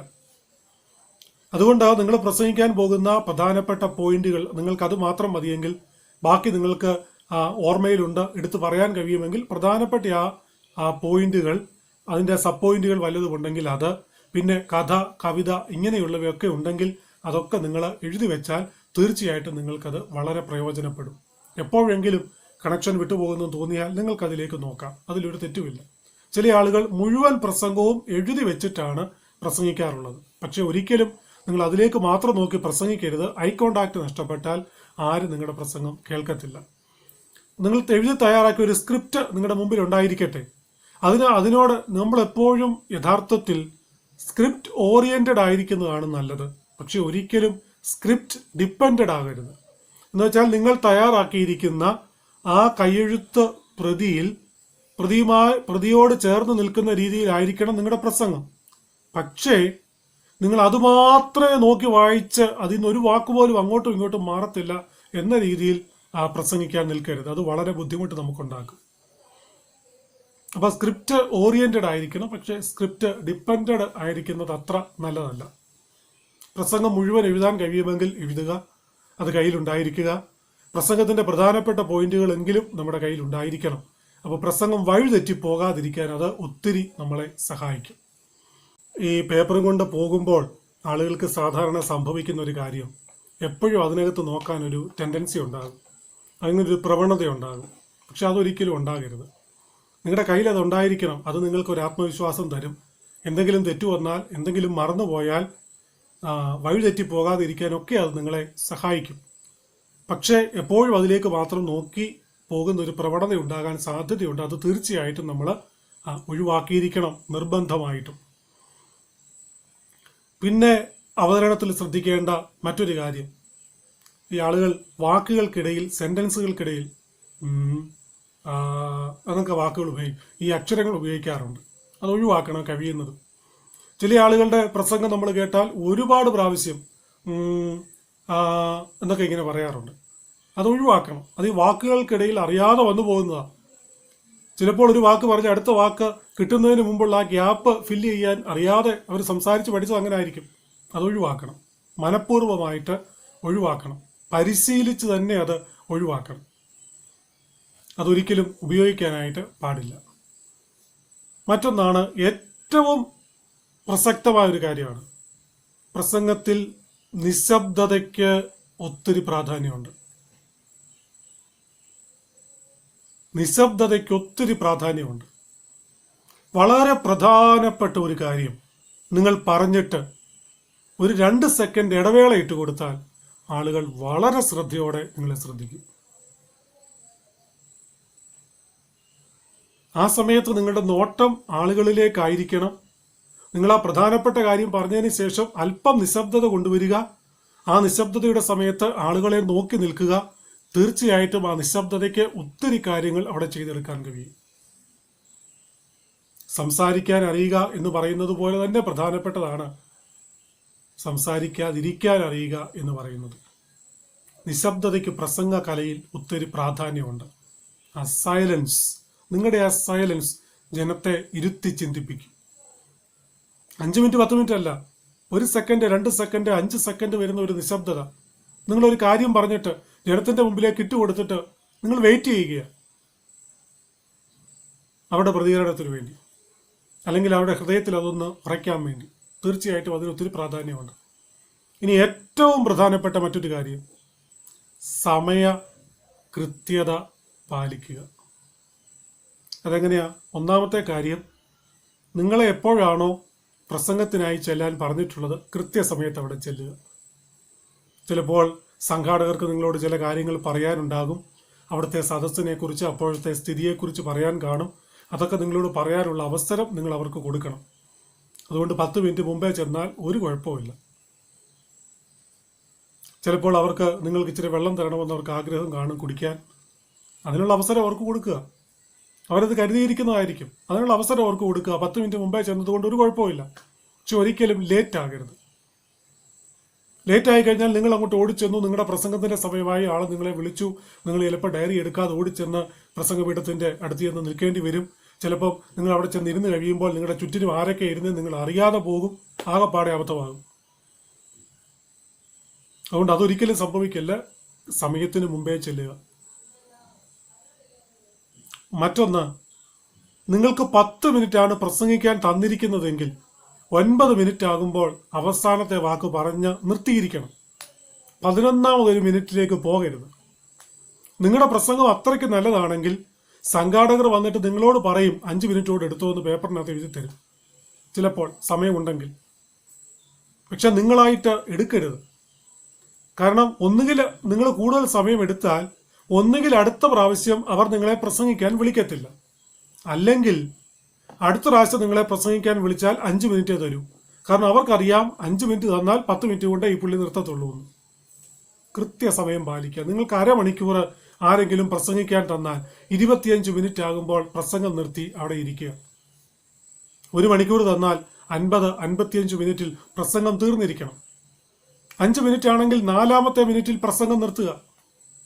പലർക്കും പ്രസംഗം തുടങ്ങാൻ അറിയാം, നിർത്താൻ അറിയത്തില്ല.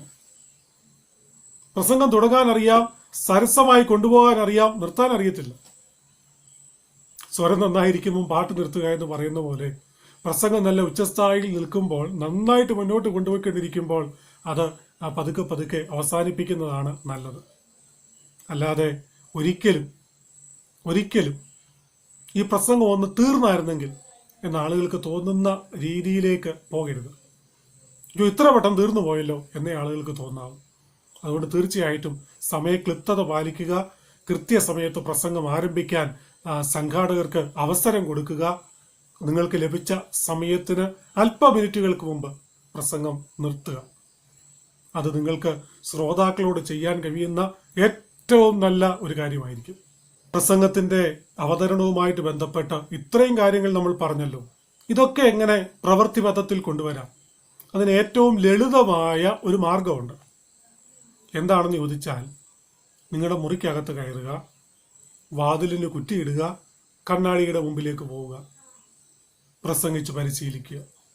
നിങ്ങൾക്ക് തന്നെ കാണാം നിങ്ങളുടെ മുഖത്ത് എന്തൊക്കെ ഭാവമാണ് വരുന്നത്, നിങ്ങളുടെ കൈകൾ എങ്ങനെയൊക്കെയാണ് ഉപയോഗിക്കപ്പെടുന്നത്, ഏതു തരത്തിലുള്ള ആക്ഷനുകളാണ് നിങ്ങളുടെ കൈകൾ കൊണ്ട് നിങ്ങൾ കാണിക്കുന്നത്. നിങ്ങൾ പുഞ്ചിരിക്കുന്നുണ്ടോ? നിങ്ങളുടെ വസ്ത്രധാരണം എങ്ങനെയുണ്ട്? ഹെയർ സ്റ്റൈൽ എങ്ങനെയുണ്ട്? നിങ്ങൾ എങ്ങനെയാണ് നിൽക്കുന്നത്? നേരെയാണോ? നടുനിവർത്തിയാണോ?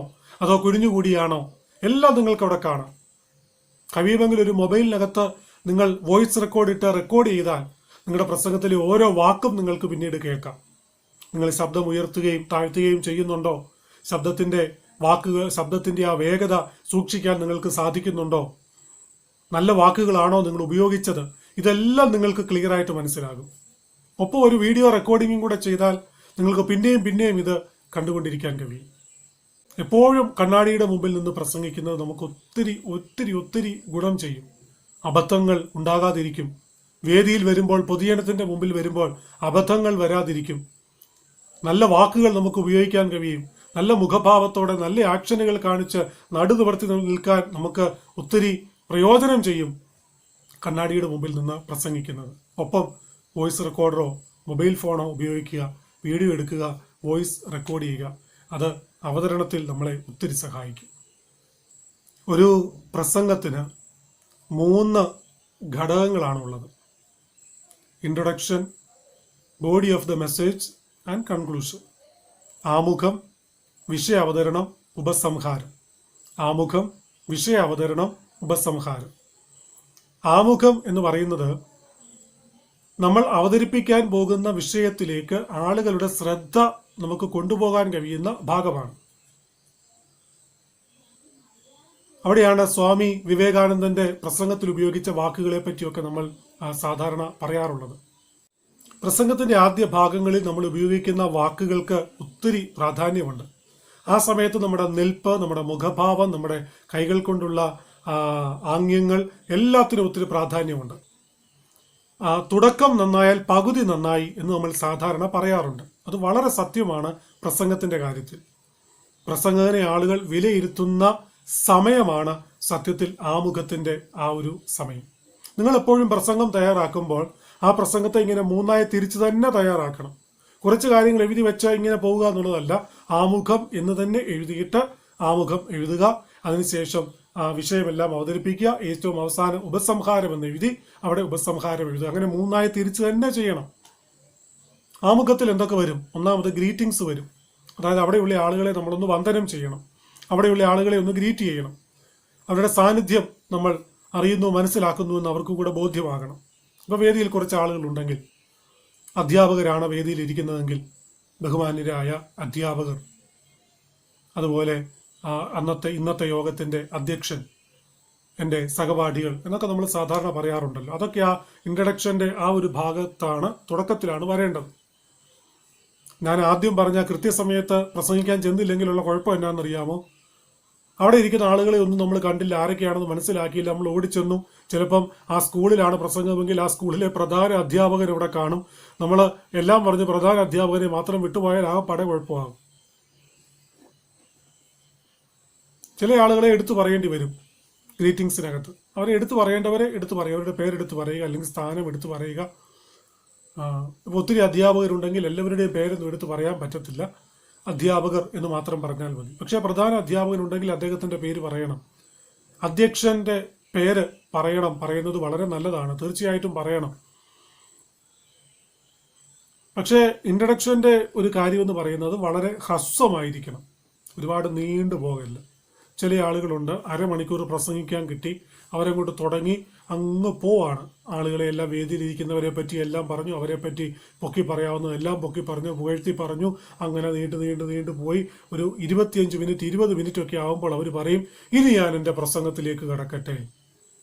അപ്പോഴാണ് ആൾക്കാർക്ക് മനസ്സിലായത് ഇതുവരെ പുള്ളി പ്രസംഗത്തിലോട്ട് കടന്നിട്ടില്ല, ഇനി കടന്നു കഴിഞ്ഞാൽ അടുത്ത കാലത്തേക്ക് നിർത്താനും പോകുന്നില്ല. ആമുഖം എന്ന് പറയുന്നത് വളരെ ഹ്രസ്വമായിരിക്കണം. അവിടെ ഇരിക്കുന്ന ആളുകളെ ഗ്രീറ്റ് ചെയ്യുക. അതിനുശേഷം നിങ്ങളുടെ പ്രസംഗ വിഷയത്തിലേക്ക് ആളുകളെ നയിക്കുന്ന രീതിയിൽ ചില വാക്കുകൾ പറയുക. ചില ആളുകൾ പ്രസംഗം ആരംഭിക്കുന്നത് ഒരു കഥ പറഞ്ഞുകൊണ്ടാണ്. വളരെ നല്ലതാണ്, വളരെ നല്ലതാണ്. ആ കഥ പറയുമ്പോൾ ആളുകൾക്ക് അത് കേൾക്കാൻ ഒരു കൗതുകം ഉണ്ടാകും. ഗ്രീറ്റിംഗ്സ് കഴിഞ്ഞതിന് ശേഷം വേണം ഈ കഥ പറയാൻ. ആളുകൾ ആ കഥയിലേക്ക് ഇങ്ങനെ വരും. ആ കഥ എന്ന് പറയുന്നത് നിങ്ങളുടെ പ്രസംഗവുമായിട്ട് യോജിക്കുന്നതായിരിക്കും. അപ്പോൾ ആ കഥയിലൂടെ ആളുകളെ നിങ്ങൾക്ക് സന്ദേശത്തിലേക്ക് കൊണ്ടുപോകാൻ കഴിയും. ചില ഓട്ടോമാറ്റിക് വാഹനങ്ങളൊക്കെ കണ്ടിട്ടില്ലേ? ഇപ്പോഴത്തെ ചില പുതിയ CVT ഒക്കെ ഗിയറുകൾ മാറുന്നത് നമ്മൾ അറിയത്തില്ല. എല്ലാ വണ്ടിയല്ല കേട്ടോ, ചില വാഹനങ്ങൾ ഗിയർ മാറുന്നത് നമ്മൾ അറിയത്തില്ല, സ്മൂത്തായിട്ടങ്ങ് പോവാം എന്ന് പറഞ്ഞതുപോലെ ഇൻട്രഡക്ഷൻ അത് തുടങ്ങി വന്നത് പ്രധാന സന്ദേശത്തിന്റെ പ്രധാന ഭാഗത്തേക്ക് പോകുന്നതൊന്നും നമ്മൾ അറിയത്തില്ല, അതെല്ലാം സ്മൂത്തായിട്ടങ്ങ് പോവാം. അങ്ങനെ ആയിരിക്കണം ഒരു നല്ല പ്രസംഗം. അല്ലാതെ ഓരോ ഗിയറും പിടിച്ചിടുന്നത് നാട്ടുകാർക്ക് മുഴുവൻ അറിയാനിടയാകല്ല. ഇൻട്രഡക്ഷൻ ഏറ്റവും ചുരുക്കി ഒരു കഥ പറഞ്ഞോ, കവിത ചൊല്ലിക്കൊണ്ടോ, ഒരു പാട്ടിന്റെ ചില വരികൾ ചൊല്ലിക്കൊണ്ടോ ഒക്കെ നിങ്ങൾക്ക് ആരംഭിക്കാം. അതൊക്കെ വളരെ അട്രാക്റ്റീവാണ്. അതിനുശേഷമാണ് ബോഡി ഓഫ് ദ മെസ്സേജ്, വിഷയ അവതരണം. നിങ്ങൾ പറയാൻ പോകുന്ന വിഷയത്തെ എല്ലായ്പ്പോഴും ചില പോയിന്റുകളായി തിരിക്കുന്നത് വളരെ നല്ലതാണ്. ഉദാഹരണം, സ്വാതന്ത്ര്യ ദിനമാണ് നിങ്ങളുടെ പ്രസംഗം എന്ന് വിചാരിക്കുക, വിഷയം എന്ന് വിചാരിക്കുക. നിങ്ങൾ ആദ്യം പറയേണ്ടത് സ്വാതന്ത്ര്യം കിട്ടുന്നതിന് മുമ്പ് നമ്മുടെ സ്ഥിതി എന്തായിരുന്നെന്നാണ്. പിന്നെ നമ്മൾ പറയേണ്ടത് സ്വാതന്ത്ര്യത്തിന് വേണ്ടി പോരാടിയത് ആരൊക്കെയാണെന്ന്. പിന്നെ നമ്മൾ പറയേണ്ടത് ഇന്ന് ആ സ്വാതന്ത്ര്യം നമ്മൾ എങ്ങനെ വിനിയോഗിക്കുന്നു, നമ്മൾ എങ്ങനെ അനുഭവിക്കുന്നു എന്നാണ്. അങ്ങനെയാണ് എൻ്റെ പ്രസംഗം എന്ന് വിചാരിക്കുക. അപ്പോൾ എനിക്ക് 3 പോയിന്റ് ഉണ്ട് എൻ്റെ പ്രസംഗത്തിൽ. സ്വാതന്ത്ര്യത്തിന് മുമ്പുള്ള ഇന്ത്യ, സ്വാതന്ത്ര്യ സമര സേനാനികൾ, 3 സ്വാതന്ത്ര്യം ഇന്ന്. അപ്പോൾ എൻ്റെ പ്രസംഗത്തിന് 3 പോയിന്റ് ഉണ്ട്. അപ്പോൾ ആ 3 പോയിന്റും കൃത്യമായി ഞാൻ അവതരിപ്പിക്കണം. അതതിൻ്റെ ഓർഡറിൽ അവതരിപ്പിക്കണം. ഇനി ആ 3നെ നമുക്ക് പലതായിട്ടും തിരിക്കാം. സ്വാതന്ത്ര്യത്തിന് മുമ്പുള്ള ഇന്ത്യ, 1857 1-ാം സ്വാതന്ത്ര്യ സമരത്തിന് മുൻപ്, അതിനുശേഷം എന്ന് വേണമെങ്കിൽ തിരിക്കാം. സ്വാതന്ത്ര്യ സമര പോരാട്ടങ്ങളെ പലതായി തിരിക്കാം. 1-ാം സ്വാതന്ത്ര്യ സമരം, അല്ലെങ്കിൽ അതുപോലെ ഓരോ സമരങ്ങൾ, ഉപ്പ് സത്യാഗ്രഹം, അങ്ങനെ ഓരോന്നിനെ നമുക്ക് പലതായിട്ട് തിരിച്ച് ആ സ്വാതന്ത്ര്യ സമരം എന്നുള്ള ഘട്ടത്തെ സബ് പോയിന്റുകളായി തിരിക്കാം. സ്വാതന്ത്ര്യ സമര നേതാക്കന്മാർ, നമുക്കവിടെ മഹാത്മാഗാന്ധി, താന്തിയ തോപ്പി, ഭഗത് സിംഗ്, അങ്ങനെ ഓരോ ആളുകളെ, നേതാജി സുഭാഷ് ചന്ദ്രബോസ്, ഓരോ ആളുകളെ കുറിച്ച് ചില വാക്കുകൾ പറയാം. അപ്പോൾ അവിടെ സബ് പോയിന്റായി. പിന്നെ സ്വാതന്ത്ര്യം ഇന്ന് എന്നുള്ളത് നമുക്ക് ചില സബ് പോയിന്റുകൾ നമുക്ക് ഉപയോഗിക്കാനായിട്ട് കഴിയും. അപ്പോൾ പ്രസംഗം എപ്പോഴും പോയിന്റായിട്ടും സബ് പോയിന്റായിട്ടും നമുക്ക് തിരിക്കാം. അങ്ങനെ തിരിച്ചാലുള്ള വലിയൊരു ഗുണം എന്താണെന്ന് പറഞ്ഞാൽ, നമ്മൾ പ്രസംഗത്തിൽ പറഞ്ഞ മുഴുവൻ കാര്യങ്ങളും ആളുകൾ ഓർത്തില്ലെങ്കിലും ചിലപ്പോൾ ഈ പോയിന്റുകളും സബ് പോയിന്റുകളും ആൾക്കാർ ഓർക്കാൻ സാധ്യതയുണ്ട്. മാത്രമല്ല വളരെ അടുക്കായി ചിട്ടയായി നമുക്കിത് ക്രമീകരിക്കാനും അവതരിപ്പിക്കാനും സാധിക്കും എന്നതും വളരെ പ്രധാനപ്പെട്ട ഒരു കാര്യമാണ്. അപ്പോൾ നമ്മുടെ പ്രസംഗം എപ്പോഴും പോയിന്റായി തിരിക്കണം. ഏറ്റവും നല്ല വാക്കുകൾ ഉപയോഗിച്ച് അത് അവതരിപ്പിക്കണം. അതിനകത്ത് കഥയോ കവിതയോ ഒക്കെ ഉണ്ടാകുന്നത് നല്ലതാണ്. ഇപ്പൊ മഹാത്മാഗാന്ധിയെക്കുറിച്ച് നിങ്ങൾ പറയുകയാണ്, സ്വാതന്ത്ര്യ സമര നേതാവ് എന്ന നിലയിൽ പറഞ്ഞുകൊണ്ടിരിക്കുമ്പോൾ ഗാന്ധിയെ പറ്റിയുള്ള ഒരു കവിതയുടെ 2 വരി ചൊല്ലിയാൽ ആളുകളൊക്കെ കേട്ടുകൊണ്ടിരിക്കും. ഒരുപക്ഷെ ആ കവിത നേരത്തെ വായിച്ചിട്ടുള്ളവരോ കേട്ടിട്ടുള്ള ആളുകൾ അവിടെ കാണും. അവർക്ക് കുറച്ചുകൂടെ താല്പര്യം തോന്നും. അല്ലെങ്കിൽ അവരെ പറ്റിയുള്ള എന്തെങ്കിലുമൊക്കെ കഥകൾ നിങ്ങൾക്ക് പറയാം. ഇല്ലാ കഥകളല്ല കേട്ടോ, ഉള്ള കഥകൾ. നിങ്ങൾ അവരെ പറ്റി വായിച്ചിട്ടുള്ള ഗ്രന്ഥങ്ങളിൽ നിന്ന് ലഭിച്ച നല്ല അവരെക്കുറിച്ചുള്ള ഓർമ്മക്കുറിപ്പുകൾ, ആരെങ്കിലുമൊക്കെ പറഞ്ഞ അനുഭവങ്ങളൊക്കെ നിങ്ങൾക്ക് ഷെയർ ചെയ്യാം. ആളുകൾ അത് കേൾക്കാൻ കുറച്ചുകൂടെ താല്പര്യം കാണിക്കും. ആ പ്രസംഗം മുഴുവൻ അവർ മറന്നാലും നിങ്ങൾ പറഞ്ഞ ഈ കഥയോ കഥയ്ക്കകത്ത് വന്ന സംഭവങ്ങളോ അവർ മറക്കാനിടയില്ല, അവരത് ഓർത്തിരിക്കും. ആ പ്രസംഗത്തിനകത്ത് കഥകളും കവിതകളും ഒക്കെ ഉപയോഗിക്കണം. നമ്മൾ പല പോയിന്റുകളായി പ്രസംഗത്തെ തിരിക്കണം. ഇനി കൺക്ലൂഷൻ, ഇൻട്രഡക്ഷൻ പോലെ തന്നെ, ആമുഖം പോലെ തന്നെ ഉപസംഹാരവും ഹ്രസ്വമായിരിക്കണം. ഇത്രയും നേരം നിങ്ങൾ എന്താണോ പറഞ്ഞത് അതിന്റെ ഒരു ചുരുക്ക രൂപമായിരിക്കണം ഉപസംഹാരം. നിങ്ങൾ പറഞ്ഞ കാര്യങ്ങൾ നമ്മളൊരു ഭിത്തിയിൽ ഒരു ചിത്രം ആണി അടിച്ച് കയറ്റുന്ന പോലെ ഇത്രയും നേരം പറഞ്ഞ കാര്യങ്ങൾ ശ്രോതാക്കളുടെ ഉള്ളിലേക്ക് കയറി ചെല്ലുന്ന രീതിയിൽ 3-4 സെന്റൻസുകളിൽ പറഞ്ഞ് അവസാനിപ്പിക്കുന്നതാണ് ഉപസംഹാരം എന്ന് പറയുന്നത്. സ്വാതന്ത്ര്യത്തെപ്പറ്റി, സ്വാതന്ത്ര്യ ദിനത്തെപ്പറ്റി, സ്വാതന്ത്ര്യത്തെപ്പറ്റിയൊക്കെ നമ്മൾ പ്രസംഗിച്ചു കഴിഞ്ഞിട്ട്, ആ സ്വാതന്ത്ര്യം ഇന്ന് എന്നുള്ളതും പ്രസംഗിച്ചു കഴിഞ്ഞിട്ട്, ആ സ്വാതന്ത്ര്യത്തെപ്പറ്റി ഒരു ഏറ്റവും നമ്മൾ നേരത്തെ തയ്യാറാക്കിക്കൊണ്ട് വന്ന ആ ശക്തമായ ചില വാക്കുകൾ പറഞ്ഞു കഴിയുമ്പോൾ അത് ആളുകളുടെ ഉള്ളിൽ കയറും. അതേപ്പറ്റി അവർ വീട്ടിൽ പോയിരുന്ന് ചിന്തിക്കും. പക്ഷെ കഴിവതും ഉപസംഹാരത്തിനകത്ത് പുതിയ ആശയങ്ങൾ അവതരിപ്പിക്കരുത്. ഉപസംഹാരത്തിൽ പുതിയ ആശയങ്ങൾ ഒരിക്കലും അവതരിപ്പിക്കരുത്. ഇത്രയും നേരം പറഞ്ഞ കാര്യങ്ങളുടെ ഒരു സംക്ഷിപ്ത രൂപം 3-4 സെന്റൻസുകളിൽ പറയുക മാത്രമേ ആകാവൂ. എന്നിട്ട് കൃത്യസമയത്ത് നമ്മൾ അവസാനിപ്പിക്കും. തീർച്ചയായിട്ടും ശ്രോതാക്കൾക്കും ക്ഷണിച്ചവർക്കും ഒരു നന്ദി പറയാൻ നമ്മൾ ഒരിക്കലും മറന്നു പോകരുത്. അത് തുടക്കത്തിലും പറയാം, ഏറ്റവും അവസാനവും പറയാം. അവസാനം പറയുന്നതായിരിക്കും നല്ലത്. ഒരു പ്രസംഗകൻ ജീവിതത്തിൽ ശ്രദ്ധിക്കേണ്ട കാര്യങ്ങളെക്കുറിച്ചും എങ്ങനെ ഒരു നല്ല പ്രസംഗകനാകാം എന്നതിനെക്കുറിച്ചുമാണ് നമ്മൾ ചുരുക്കമായിട്ട് ചിന്തിച്ചത്. ചുരുക്കമായിട്ടെന്ന് ഞാൻ പറഞ്ഞെങ്കിലും ഈ വീഡിയോ ഒരു ലെങ്തി ആയിട്ട് നിങ്ങൾക്ക് തോന്നിയേക്കാം. പക്ഷേ മണിക്കൂറുകൾ എടുത്ത് പറയേണ്ട കാര്യങ്ങൾ വളരെ ചുരുക്കി നമുക്ക് മനസ്സിലാകുന്ന രീതിയിൽ പറയാനാണ് നമ്മളിവിടെ ശ്രമിച്ചത്. ഇനി ഞാനിപ്പോൾ ഇത്രയും പറഞ്ഞ ഈ ഒരു അവസാനം പറഞ്ഞ 3-4 സെന്റൻസുകൾ ശ്രദ്ധിക്കുക. ഇത്രയും നേരം നമ്മൾ പറഞ്ഞു വന്നതിൻ്റെ ഒരു സംക്ഷിപ്ത രൂപമാണ് സത്യത്തിൽ ഞാനിപ്പോൾ പറഞ്ഞത്. ഒരു നല്ല, നമ്മുടെ ഈ വീഡിയോയുടെ ഒരു നല്ല കൺക്ലൂഷൻ ആയിരുന്നു അത്. അപ്പോൾ എന്താണ് കൺക്ലൂഷൻ നിങ്ങൾക്ക് തീർച്ചയായിട്ടും മനസ്സിലായി കാണും. അപ്പോൾ പ്രിപ്പറേഷൻ, പ്രസന്റേഷൻ രണ്ടും ശ്രദ്ധിക്കുക. നന്നായിട്ട് പ്രിപ്പയർ ചെയ്യുക, നന്നായിട്ട് തയ്യാറെടുക്കുക, നന്നായിട്ട് അവതരിപ്പിക്കുക. അവതരണത്തിൽ എല്ലാ കാര്യങ്ങളും ശ്രദ്ധിക്കുക. നമ്മുടെ കൈയുടെ ആംഗ്യങ്ങൾ, മുഖഭാവം, നമ്മുടെ കണ്ണുകൾ കൊണ്ടുള്ള നമ്മുടെ നോട്ടം, നമ്മുടെ നിൽപ്പ്, നമ്മുടെ ഉപയോഗിക്കുന്ന വാക്കുകൾ, തമാശകൾ, കവിതകൾ, കഥകൾ എല്ലാം ഏറ്റവും നന്നായിട്ട് ഉപയോഗിക്കുക. പ്രസംഗം എന്ന് പറയുന്നത് ആളുകളുടെ ഹൃദയത്തെ മാറ്റിമറിക്കുന്നതാണ്, ആളുകളുടെ ചിന്താരീതിയെ മാറ്റിമറിക്കുന്നതാണ്, ആളുകളുടെ ജീവിതത്തിന് സമൂലമായ പരിവർത്തനം വരുത്തുന്നതാണ്. നമ്മുടെ വാക്കുകൾക്ക് ഒരു മാന്ത്രിക ശക്തി പോലെയാണ് നമുക്ക് അനുഭവപ്പെടുന്നത്. നമ്മുടെ വാക്കുകൾ മാന്ത്രിക ശക്തിയുള്ള വാക്കുകളായി ജനത്തിന്റെ ഹൃദയത്തിലേക്ക് തുളച്ചു കയറും. നല്ല വാക്കുകൾ ഉപയോഗിച്ചാൽ, നന്നായി പ്രസംഗം പരിശീലിച്ചാൽ നമുക്കത് സാധ്യമാകും. ഇന്ന് ഈ വീഡിയോ കണ്ട നിങ്ങൾ എല്ലാവരും നല്ല പ്രസംഗകരായി തീരട്ടെ എന്ന് ആത്മാർത്ഥമായി ആശംസിച്ചുകൊണ്ട് വാക്കുകൾ നിർത്തുന്നു. ഇന്നത്തെ വീഡിയോ നിങ്ങൾക്ക് ഇഷ്ടമായെങ്കിൽ ലൈക്ക് ചെയ്യാനും സബ്സ്ക്രൈബ് ചെയ്യാനും തീർച്ചയായിട്ടും മറക്കരുത്. അത് ഞങ്ങൾക്കൊരു പ്രോത്സാഹനമാണ്. Thank you.